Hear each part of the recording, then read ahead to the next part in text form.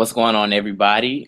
This is the second episode of Pretty Damn Interesting. Again, I'm Kenny.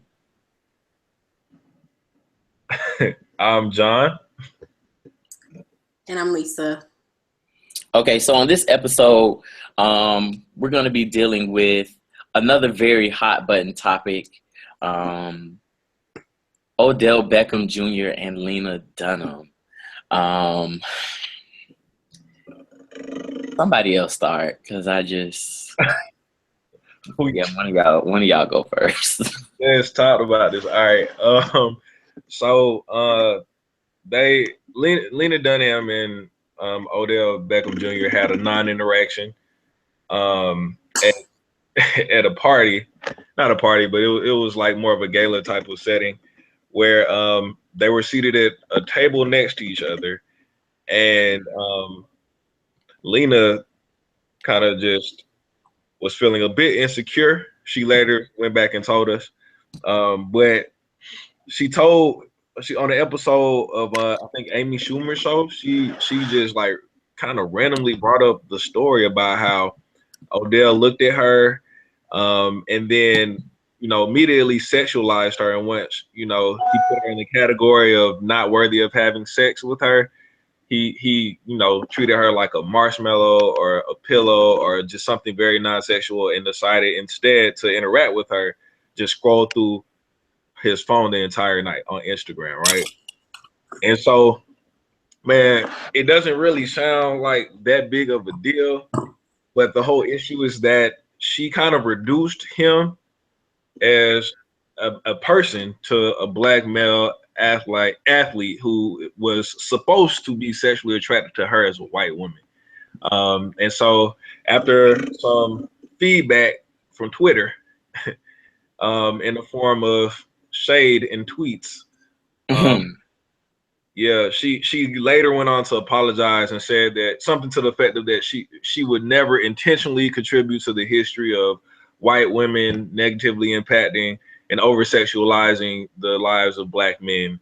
And so that's kind of where we are right now, because while all this was going on, Odell Beckham Jr. had no idea, amazingly. So, that's kind of a summary of what has happened. But yeah, what are your I guess immediate thoughts? Because I know y'all have some. What are your immediate thoughts, feelings, or reactions to that? I'm just like, oh, did you want to go, Kenny? No, I'll go late. I'll go next. Okay. My initial thoughts are, here we are centralizing white women's thoughts, ideas, mind frame, all of that. And it's just disturbing to me that her narrative is a narrative that we're paying attention to.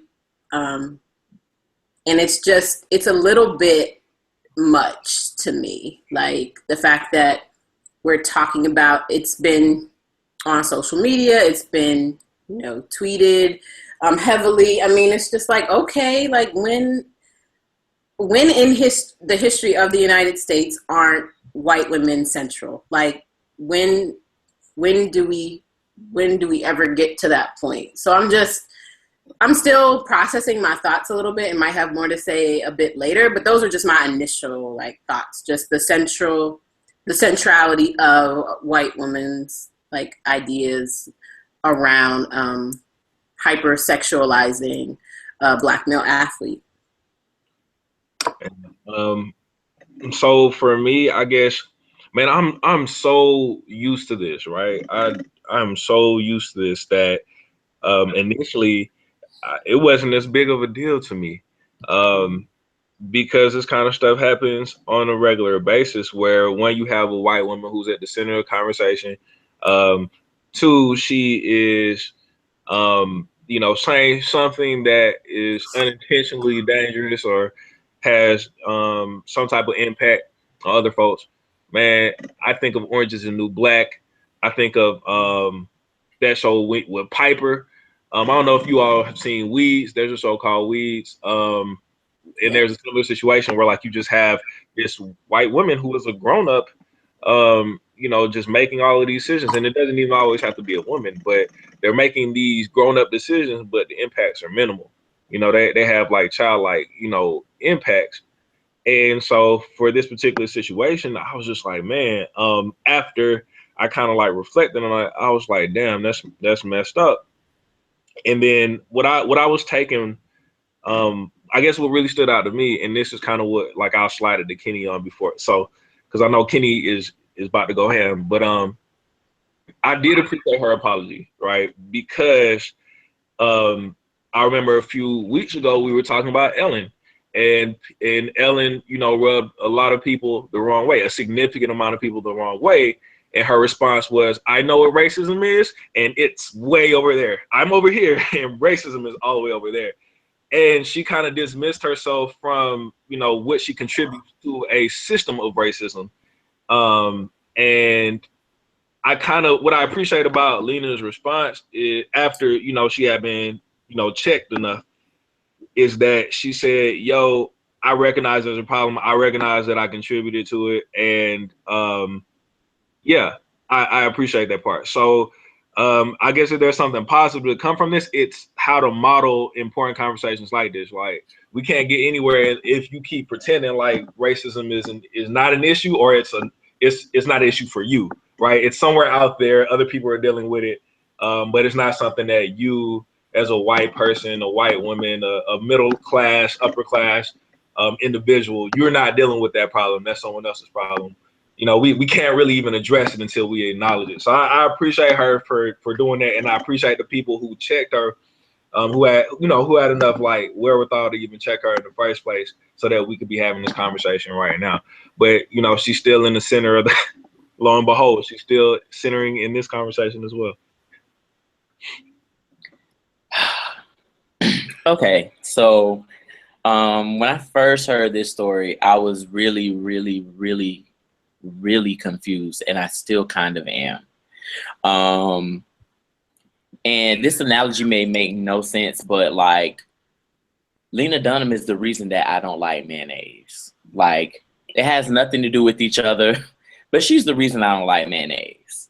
And I never really understood why I didn't like mayonnaise, but after coming into this story and reading a little bit into it, I realized that the first reason I don't like mayonnaise is because it has no shape. Like, it's just there. It doesn't do anything. It kind of jiggles, like it just doesn't do anything. The second reason is it spreads itself on a lot of things that it doesn't really need to be on. People put mayonnaise on things that it really, really should not be on. And I feel like this is what Lena did to Odell Beckham Jr. You sat at this table and you spread yourself on him as if he was supposed to want to marry or have sex with you or love you or like sexualize you, and instead he was much more entertained by Instagram. Also, mayonnaise is bland. It tastes like absolutely nothing. And I feel like Lena's whole thing, her whole justification for saying what she said, it literally had no grounding anywhere, especially since her and Odell had literally not said anything to each other, that it was grounded in nothing. And finally, like, mayonnaise likes to disguise itself as so many things, and at the bottom line, it's still mayonnaise. You can call it aioli, you can call it remoulade. At the bottom line, it's mayonnaise. And so, as you were talking about her apology, I'm like, yeah, that's fine and dandy, but I also feel as though these types of apologies are starting to, first of all, my thing is, if you're going to have to apologize, maybe you should think about what you're going to say first and not have to take it back. If you're going to say it, stand by it. So in the situation with Ellen, I don't know if I feel that Ellen was being racist, but I also understand that racist things happen without people maliciously or intentionally meaning for it to happen, right? In this case, whether it was a joke or not, and let me just preface, I literally had no clue who Lena Dunham was before any of this. And I still kind of don't know what she does. They say she's a feminist. And I mean, I feel some type of way about feminism as a whole anyway. But, so yeah, I don't really know who she is or what she does or why she's important to any. Well, I don't understand why she was at the Met Gala. Let me start there. But like her apology, nods to this super deep, super complex tradition of over-sexualizing Black men and especially Black athletes. And to me, it just seems like, oh, I know what this is, so I'm aware of it, but that's not what I was doing. The fact that you pointed to that history lets me know you knew exactly what you were doing. And you thought this was going to be another comedy bit, or I don't know what you thought this was going to be. However, that is a very, very tense conversation when we talk about Black men and white women. Like, why? First of all, it had nothing to do with you being in a tuxedo. Nothing to do with that. He probably didn't talk to you because he didn't know who you were, not because you had on a bow tie. Like, that, none of that stuff matters. And I just feel like it was completely out of left field. And while I understand what you were saying, John, about her apology, I still feel like,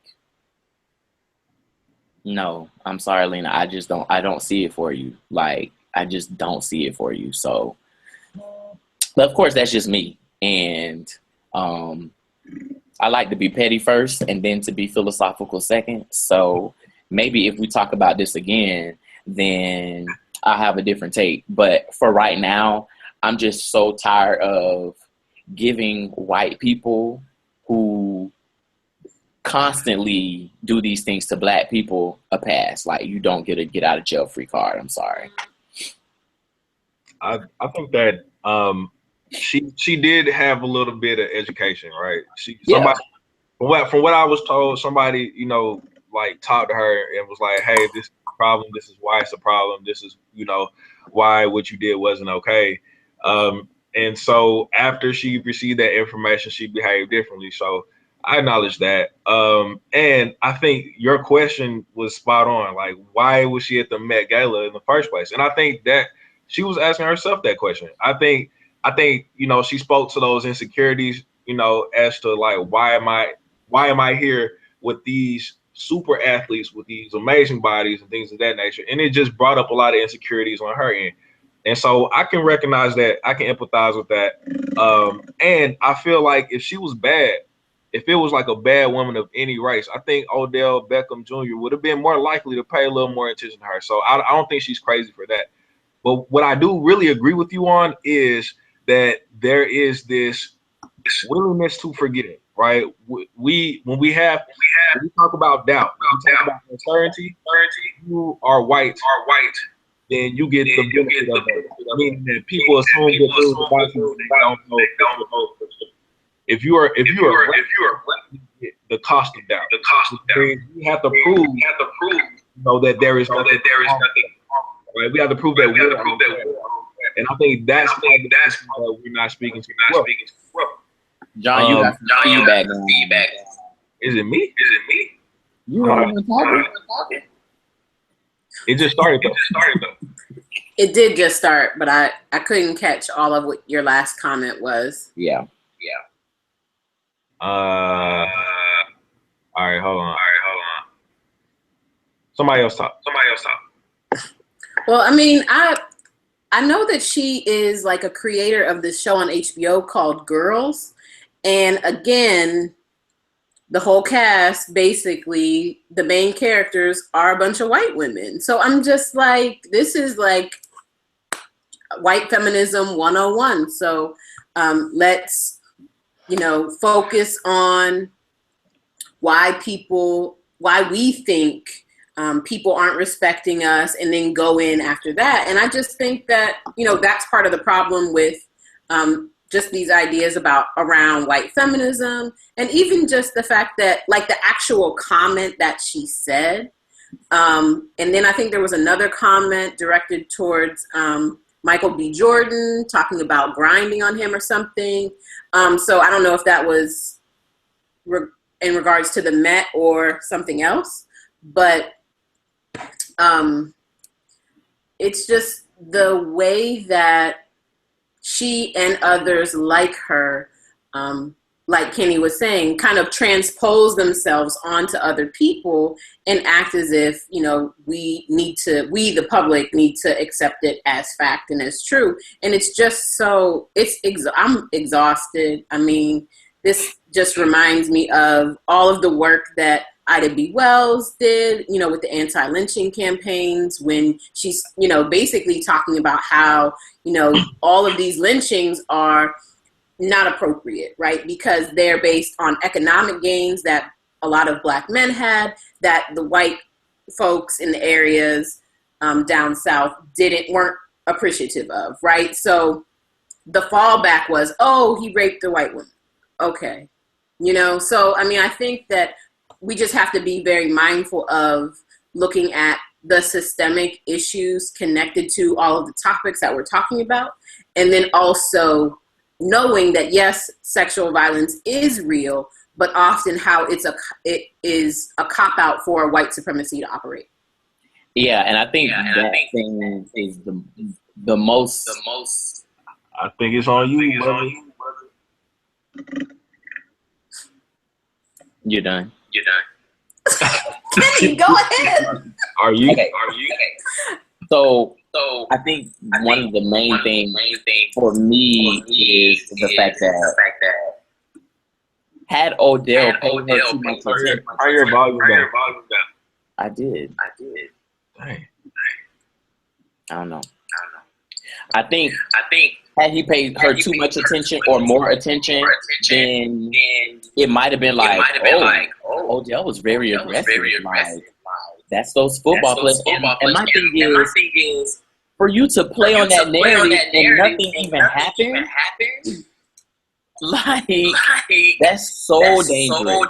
Because now we don't even have to have any interaction, and people are automatically like, oh, he's some type of animal. Like, well, that's what they did with us back then too. Well, of course. Especially, but I mean, at least if a man stared at a white woman too long, they would have been like, oh, he was staring at me. Or if a black man whispered at a white woman, or touched her, or did anything, he was looking at Instagram. I think. Put your computer on. I think that pattern has been present, and I agree with that. And I think you can see the same thing. Man, I don't know what's going on with this. But anyway, I think you can see the same thing happening with Darren Wilson, with a lot of these officers who are making things up and being afraid of only existing in their heads, and then reacting on it. And I think that's present throughout history, where you have someone who has power, and it leaves people without that power in a really situation. And you know, in this situation, Odell is a millionaire, and he did absolutely nothing but be black in the presence of someone who was white.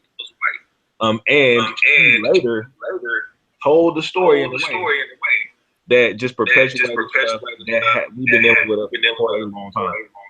And no one really checked her about it. Like when on the Amy Schumer show, nobody was like, so what did Odell say? Or like, what made you feel that way? Or what made you feel like everyone just kind of rolled with it? I think that's part of it. Too, is like we just accept it as truth, or we're more likely to accept certain things as truth when certain people say them. Because I can imagine someone else coming on there and not even having the audacity to tell a story like that. Right? Because I mean, for me, I know in my job, typically, when I'm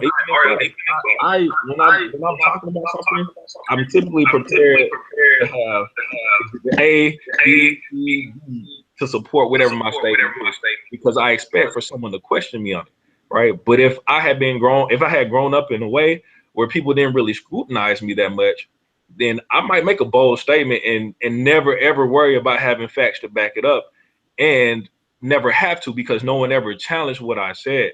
So I think talking about the systemic issues at play here too that like allow white supremacy to continue. One of them is when we talk about the benefit of the doubt and the cost of the doubt. If I have uncertainty, I assume that if you're white or if you're a person of privilege, that you know what it is that you're talking about. You don't have to provide more evidence. You don't have to like back up your statements. But if I'm a person of color or a woman or any other person without privilege or power, then I am more likely to be scrutinized. I have to experience the cost of the doubt, where when things are uncertain, people assume the worst. When on the other hand, when things are uncertain, people assume the best if I'm a man or if I'm white or whatever the case may be. So yeah, I think that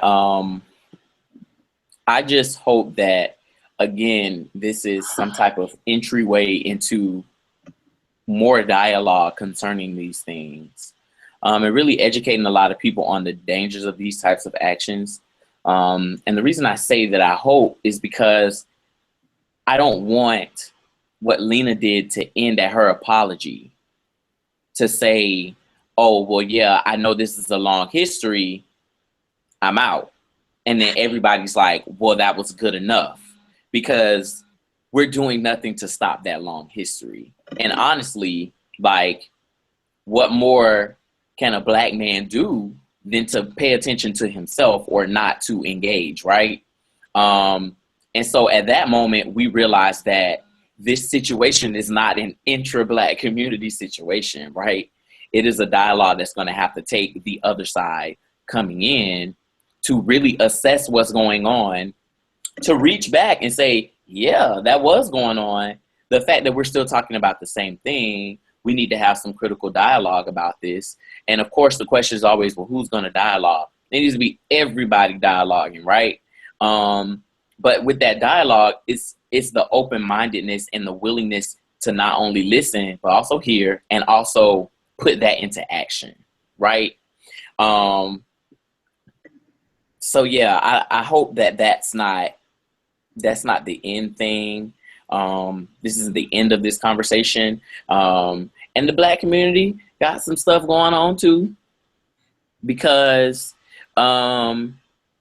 what really, aside from Lena, what really, really, really, really screwed me up was immediately they brought in the question of Odell Beckham Jr.'s possible sexuality. And I was like, come on, folks. Like, I was reading the Facebook thread, and this one, I don't know if he was a white guy or if he was like a Latinx guy. I don't really know, but he was like, oh, come on, Odell Beckham Jr. is gay. Like, y'all don't see his Instagram and all this kind of stuff. And I'm like, gay or not, that does not excuse her from what she did. Like, we ain't even talking about his sexuality. The fact that he was not interested was the fact that he was not interested. That doesn't have anything to do with him possibly liking men or not liking women, right? And so a lot of other people have followed up with that. And I mean, his sexuality has long been a discussion since he first like poofed on the scene.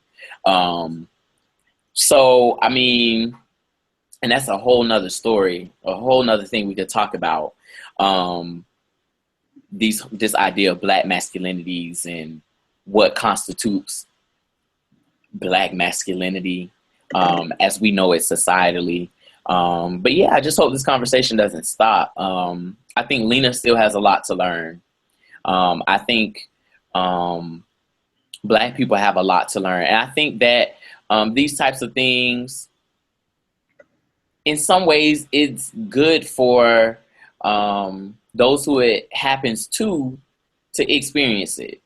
I would never know what racism was if I never was followed in the store with my dad and he had a conversation about why they followed us, right? Or I would never understand what it meant when somebody thought I wasn't good enough and questioned when I got into the University of Florida, and they were like, "Oh, we know why you got in," and I was like, "Is it because my GPA is higher than yours? I'm more involved. Like, is it because my resume is better? You know what I'm saying?" So I wouldn't understand what that's like.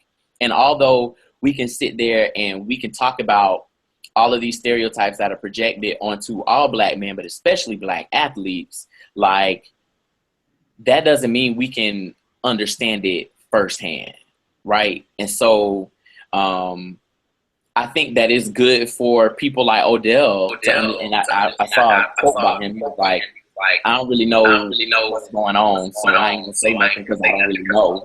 But I think it's good to start that dialogue as well from that perspective. Were you gonna say something, Lisa? Yeah, I was gonna just, as tired of this as I am, I just think it just reminds me of Claudine Rankin wrote Citizen, right? And it just reminds me of how she talks about Citizen when it's like the white imagination has nothing to do with Black people. It's who they create us to be. And I'm just like, I'm over it, actually. I'm just like,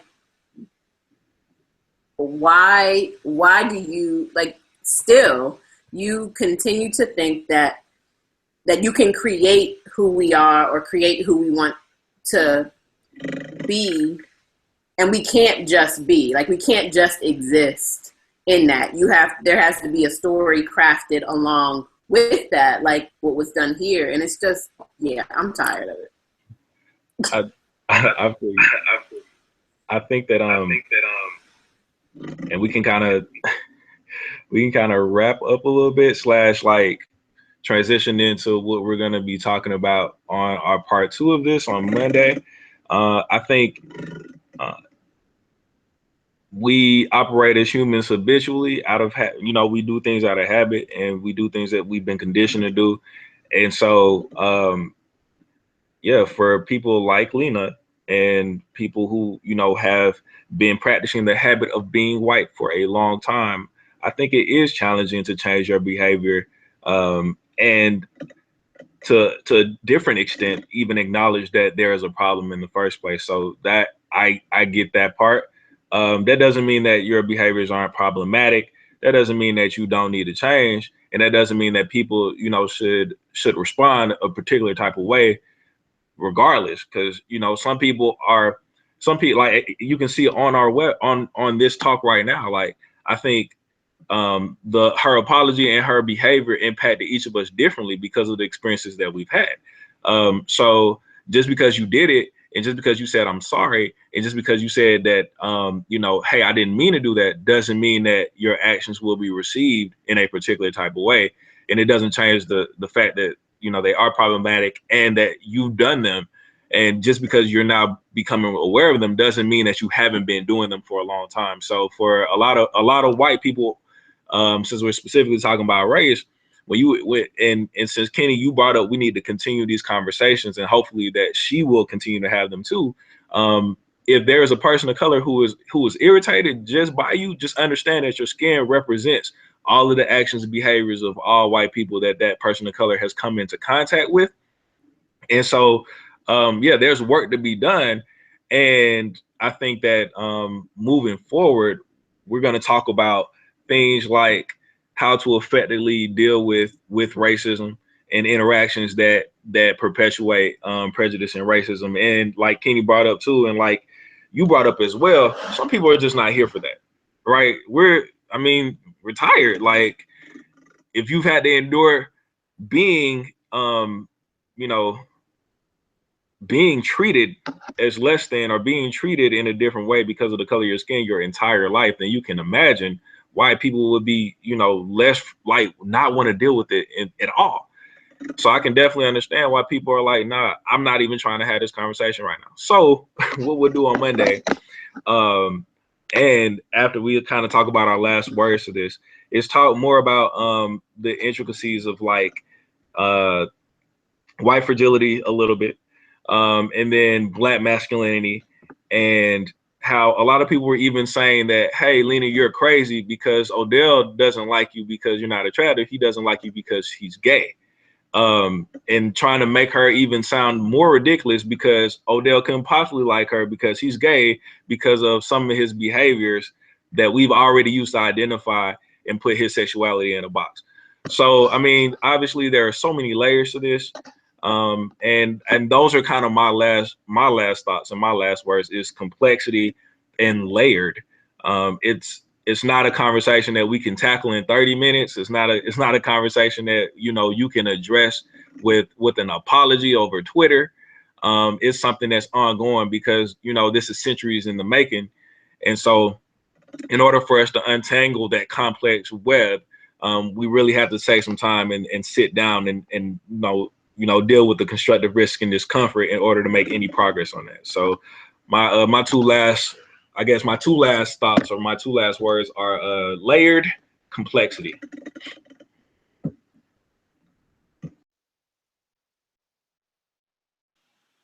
I guess. Oh, you want to go, Lisa? Go ahead. Okay. I guess I'm a pig too as well because I like symmetry and order and things. I think the first one is exposure. Not simply for Lena, but for everyone who seemingly doesn't see a problem with this or justifies this type of behavior. I believe that there's been a lot of exposure happening lately. There have been many people unfriended, unfollowed, blocked, spammed, reported on all social medias. And so I don't think that's necessarily a bad thing.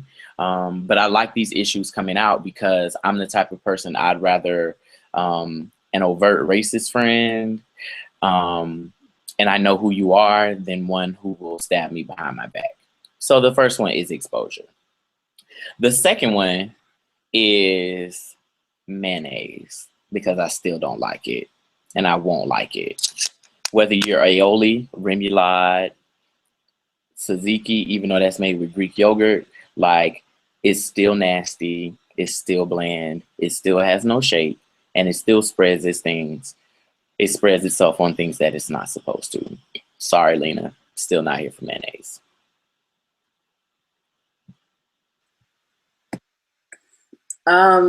So it's so hard to go after mayonnaise, but I